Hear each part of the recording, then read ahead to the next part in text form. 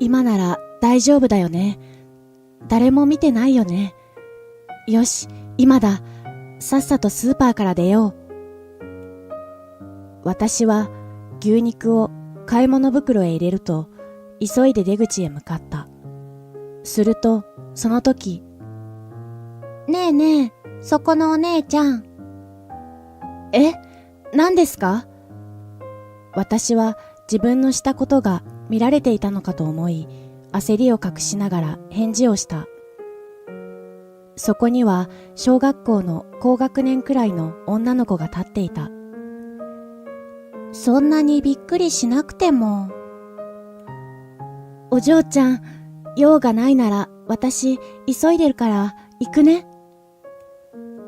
声をかけてきた女の子はその後も話しかけてきたが、見ず知らずの子供に付きまとわれるのは迷惑だったので、もういいかな、私行くから。とにかく早くお店を出ようと、私は足早に出口へ向かった。どうやらこの少女は私の行動を見ていたわけではなさそうだ。こんな時に子供に好かれて呼び止められるなんてついてない。やっと出口にたどり着き、もうここまで来ればついてこないだろうと一安心していると、お姉ちゃんと先ほどの女子がまた話しかけてきた。私はさっきよりも強い口調で、一体何なの？私についてこないでくれる？急いでるから、じゃあね。ねえ、本当にそれでいいの？女子が急に大人びた口調になった。え、何のこと？今、そのままお店を出たら、一生そこから這い上がれないよ。お姉ちゃんは本当にそれでいいの？後から後悔しても遅いんだよ。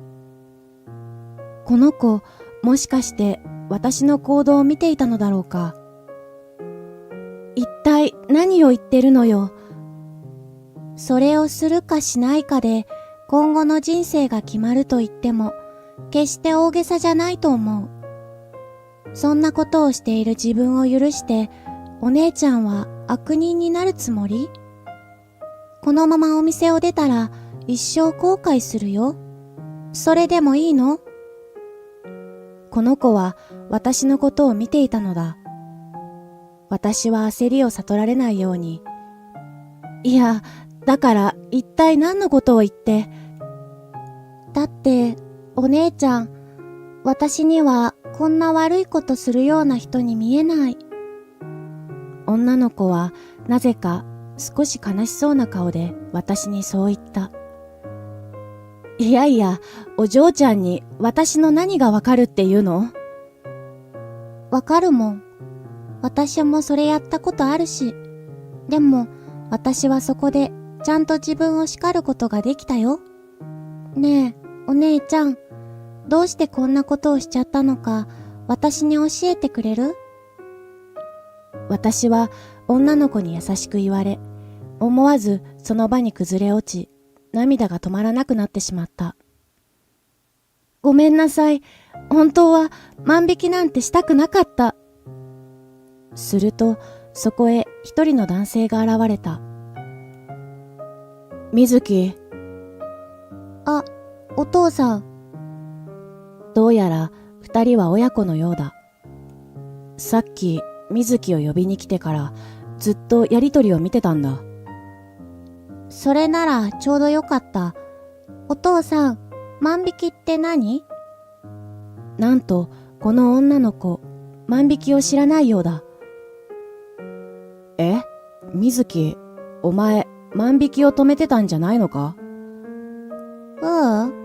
私はこのお姉ちゃんがポリ袋をたくさんもらって帰ろうとしてたから、その話をしようと思って。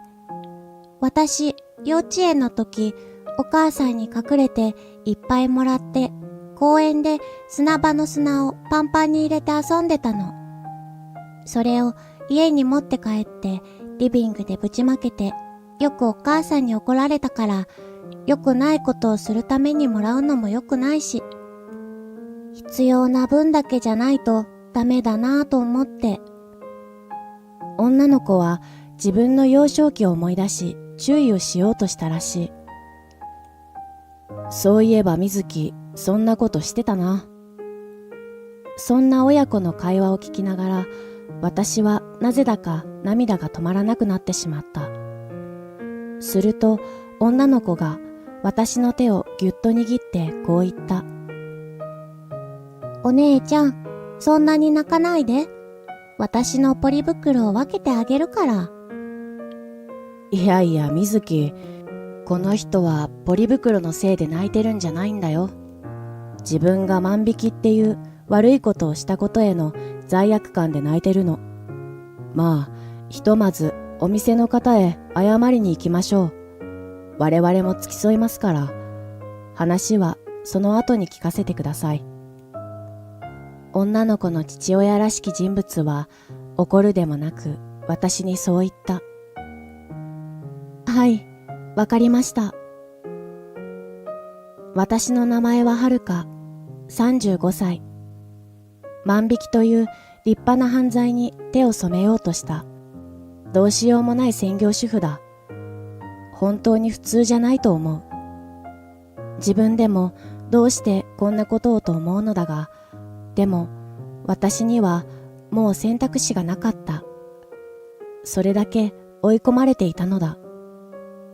そして謎の親子と一緒に私はお店へ謝罪をした。警察に通報されると内心ビクビクし、覚悟していたのだが、二人がうまくかばってくれたおかげで勘弁してもらうことができた。一体この二人は何者なんだろうか。本当にご迷惑をおかけして申し訳ありませんでした。いやいや、僕もいつも妻や水木に怒られてるから、このくらい誰にでもあるさ。そう言って父親が穏やかに笑う。いや、お父さん、誰にでもあることじゃないし、こっちは本気で迷惑してるんだからね。はいはい、そうだな。父親は娘の真剣さとは裏腹に間が抜けた返事をしていた。では、私はこれで失礼します。私はもう一度お礼を伝え帰ろうとした。ちょっと待って。僕はみのる。この子は僕の娘でみずき。みずきって言います。お姉ちゃんの名前は？親子が自己紹介をし始め、またしても私を引き止める。志村遥です。ん？白塗りのお殿様のやつ？どうやら私の名字にあの芸能人を連想したらしい。すみません、遥さん。まだまだおこちゃましこうなもんで。私がやや引き笑いの表情でいると、遥さん、どうして万引きなんてしようとしたの？そうそう。私もお姉ちゃんいい人そうに見えた。こんなことする人には見えなかったんだよね。二人とも不思議そうな顔で聞いてきた。いえ、そんなことないんです。私は最低な人間なんですよ。もはや情けなくなり、下を向きながらそう答える。はるかさん、もしお金に困ってるんだったら、僕のところに来たらどうかな。お父さん、このスーパーの社長なんだよ。私もお姉ちゃんにまた会いたいから、ここで働いてほしいな。なんと、この親子、スーパーを経営している家族だったのだ。いや、すごくありがたいお話なんですけど、私、仕事はさせてもらえなくて。え？させてもらえないって何？誰がそんなこと言うの？まさか夫や義母に縛り付けられているなんて言えない。私は詳細を話さず、その場を後にしようとした。いえ、大したことじゃないので気にしないでください。今日は本当にご迷惑をおかけして申し訳ありませんでした。あ、はるかさん、ちょっと待って。私はみのるさんの静止を振り切り、急いで帰路に着いた。ごめんなさい。遅くなってしまって。まったく、一体どこで油売ってたんだよ。まさか他に男でもいるのか。ソファーに寝転がりながら、のんきそうにそう言っているのは、私の夫であるコウタだ。そんなわけないでしょ。そんな人がいるわけないじゃない。まあ、そんなことはどうでもいいから、早く飯作ってくれよ。今日のおかずはなんだ？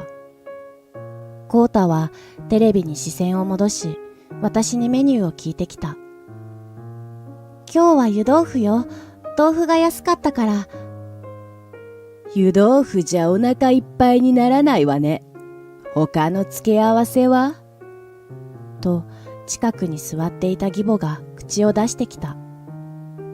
他は枝豆ともやしのナムルとお揚げの煮浸し、あと豆腐のお味噌汁です。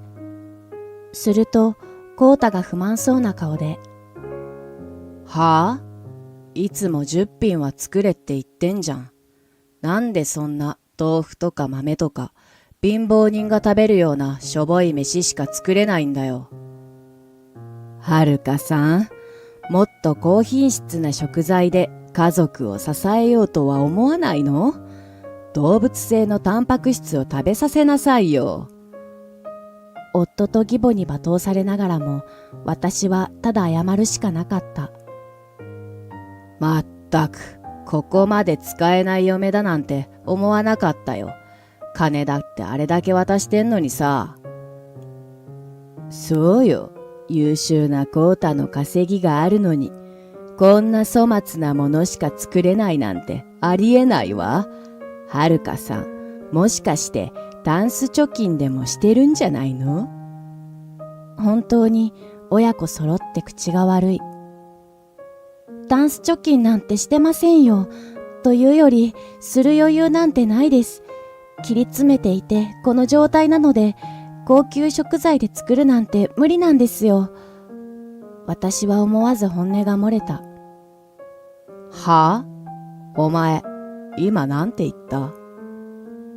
だから、お金が全然足りないの。せめて、今のお金でやりくりするなら、食材は今のままで許してください。私にしては珍しくはっきり言い切った。しかし、義母には通用しなかった。はるかさん、あなた専業主婦じゃない。この程度のやりくりぐらいしっかりしてやってみなさいよ。隣でコウタもうなずいている。やっぱりこの二人には何を言っても意味がない。それなら先日も相談しましたけど、パートでいいので働かせてくれませんか？そうすればお肉を使えるようになります。私は再度仕事をしたいと申し出た。ダメに決まってるだろう。この前も言ったけど、それはありえない。嫁を外で働かせるなんて、ご近所さんからなんて言われるか。ああ、想像しただけで震えるわ。いい？外で働くくらいなら、やりくりをもっと覚えなさい。夫も義母も、体裁のことばかり気にしていて、私を働かせてくれないのだ。しかし、それでは家計が厳しすぎる。現実は甘くない。夫の給料だけで贅沢な料理を作るなんて到底無理だ。半月程度で財布が空っぽになってしまう。それなのに、夫も義母ももっと品数を増やせだとか、高くて美味しい食材を使って作れとか、毎日ガミガミ言ってくる。それでいて、私には働くなというのだ。だから私は万引きせざるを得なかった。これ以上二人に口うるさく言われたり怒鳴られることに恐怖を感じていた。ずっと逃げ出したい気持ちでいるが、私の両親は他界していて実家がない。しかも私は専業主婦で貯金もなく、家も借りられないし、生活もできない。結局、この牢獄のような家から逃げることなんて不可能なんだ。脱走することもできない。私は一生死ぬまでこのままだ。もういっそのこと、今日の万引きで逮捕されたかった。そうしたら、こんな生活から解放されるかもしれない。そうだ、逮捕されればいいのだ。私はその突拍子もない考えに一縷の望みを見出したのだった。その2日後、私は再び万引きをした。お店の人に見つかるようにわざと見えやすいところで、そして思惑通りお店の人に見つかり連れて行かれた。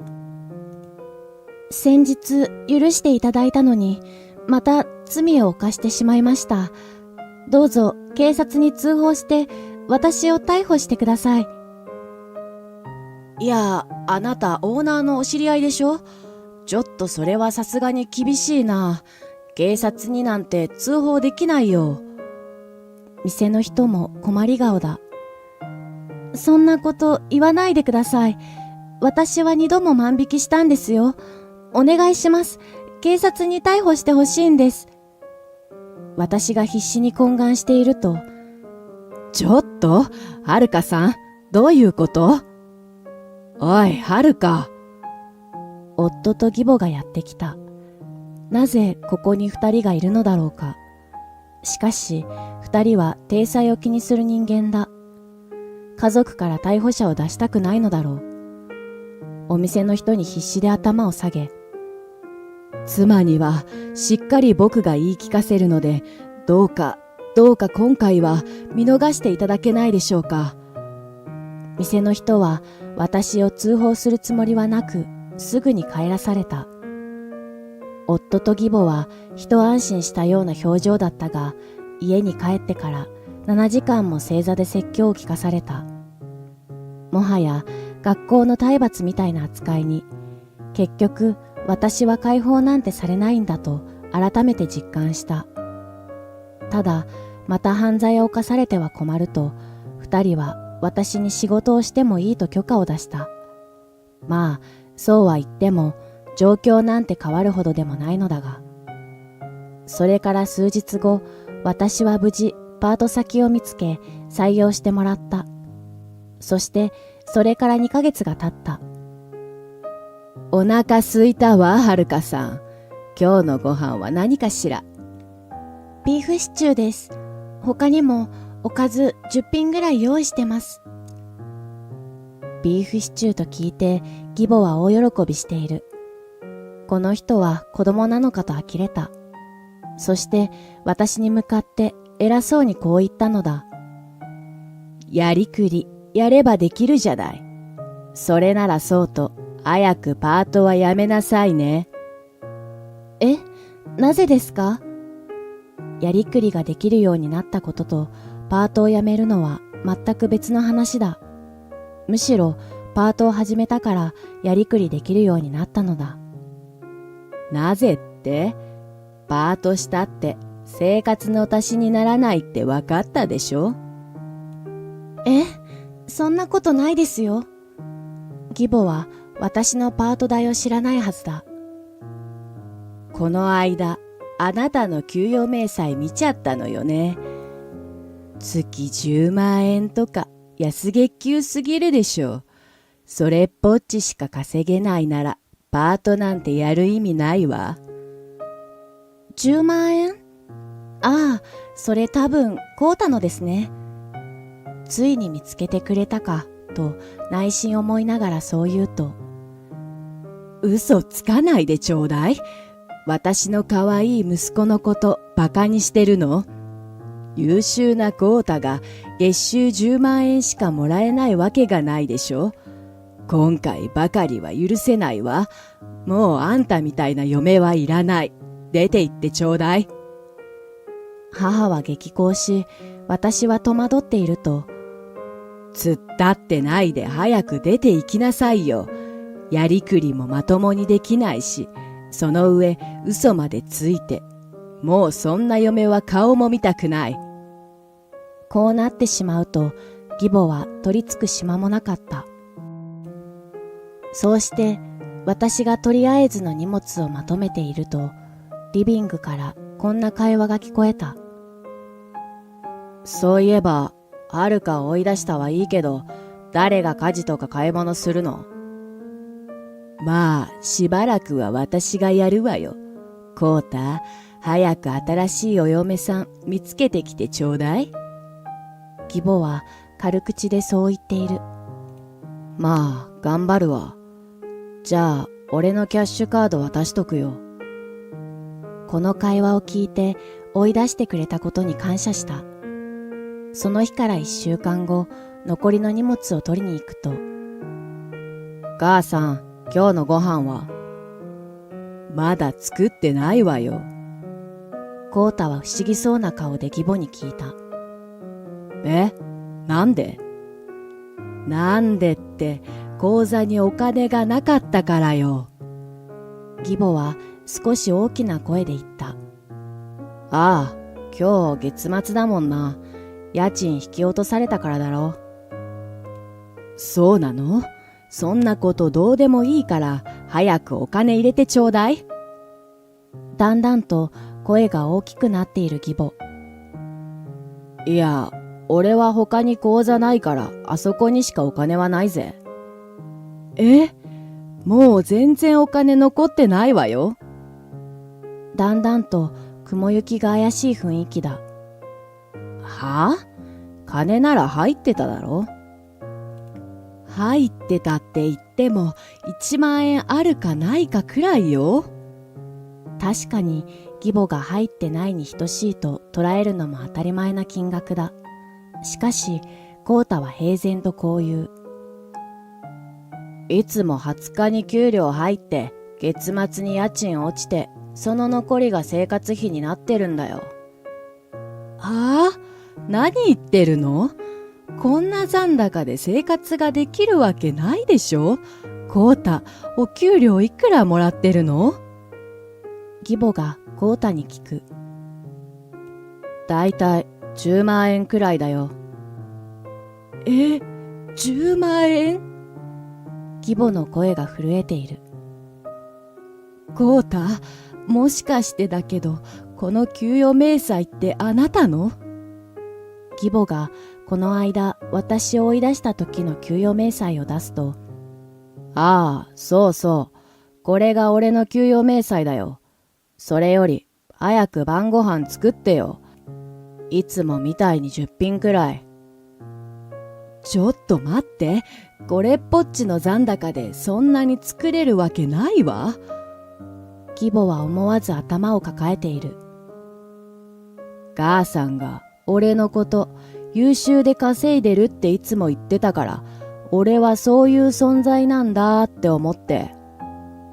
私はそっとその場を後にし、そしてある人たちのもとへと向かった。はるかさん、やっとうちで働いてくれるんだね。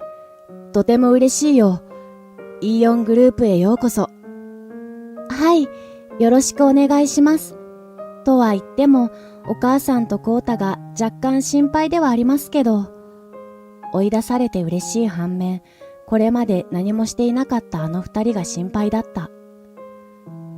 お姉ちゃん、あの二人のことは気にしなくていいんだよ。水木の言う通り、はるかさんは晴れて自由の身。これからは自分のことだけを考えればいいんだ。二人はそう言って私を元気づけてくれた。お姉ちゃんはある意味奴隷みたいな感じだったんだよね。さっきの心配してる感じも恐怖感から来ているように見えたよ。奴隷状態？私は子供に言われたことなのに全くピンとこず、上ごとのようにつぶやいた。普通の状態なら理解できるはずなのに、いざ自分がそうだったと言われると全く実感が湧かない。これまで長い間、お母さんと旦那さんに散々強く言われてきた上に、それに従わないと余計に怒鳴られる。自分で考えて行動する。つまり自分を消すことを強要されたわけです。今日からは毎日幸せだ、楽しいって思って過ごせるようになろうね。こんなにポジティブな人たちと関わったことがなかった私は、まだポカンとしていた。すると、そこへ義母から電話がかかってきた。あ、お母さんだ。ちょうどいいタイミングだね。今まで言えなかったこと、全部吐き出してすっきりしよう。私が吐き出したいことって何だろう。そう思いながら私は電話に出た。はい、はるかです。ああ、もしもし、はるかさん。今すぐ戻ってきてほしいの。この間は悪かったわ。まさかあの給与明細が本当にコータのだなんて思わなくて、コータの給料じゃ足りないから借金する羽目になっているの。お金を返すあてもないのよ。これじゃあすぐ破産しちゃうわ。お願い、戻ってきて。私たちを助けてちょうだい。黙って聞いていれば好き放題言っている義母。さっきまでピンとこなかったが、ふつふつと怒りが湧いてきた。はあ？あんな地獄みたいな家に戻るわけないじゃないですか。私は今までずっと我慢してきたんです。月末の残高が1万円ぽっちしか残らないお金でやりくりするなんて無理に決まってるじゃないですか。それを知った感想が破産しちゃう？今まで楽をしてきた分、地べたに這いつくばって人一倍苦労をすればいいんですよ。義母は人格が変わったような言い方の私に心底驚いているようだが、何と言われようと私は帰りません。では失礼します。私はバッサリと言い切り電話を切った。するとみずきちゃんが驚いて、お姉ちゃん、ちゃんと言えるんだね。この電話がきっかけでもやもやしていた私の心は完全に吹っ切れて、感じたことのないような爽快感にあふれていた。どうしてもっと早い段階で気づくことができなかったんだろう。おそらく二人が言うように奴隷となってしまっていたのだ。その後、二人が援助してくれたおかげで、お母さんとコータから莫大な慰謝料を受け取れた。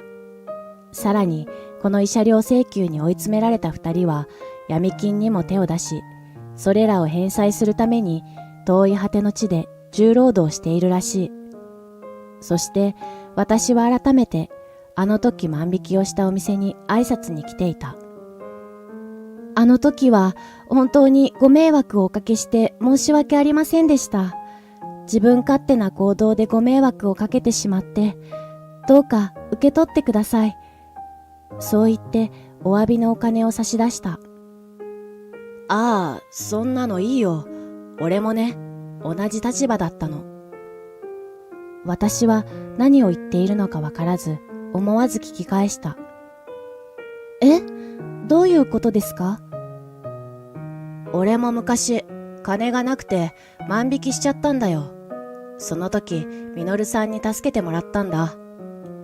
店員さんによると、当時もミノルさんは激励をしてくれたらしい。君なら絶対に変われる。僕たちは信じてるよ。このスーパーで働きながら罪を償って。いかにもミノルさんが言いそうなことだ。それで俺は改心して働きまくって店長にまでなれたってわけなのよ。私は今の店長からは想像ができない話に驚いた。あんたはきっと俺なんかよりもずっと苦労してきたんだ。今が幸せそうでよかった。ありがたいことを言ってもらったが、どうしても申し訳ない気持ちが残っている。すると店長が笑いながらこう言った。俺もミノルさんにずっとお礼がしたいって言ってるんだけど、その度に断られてね。ある時こんなことを言われたんだ。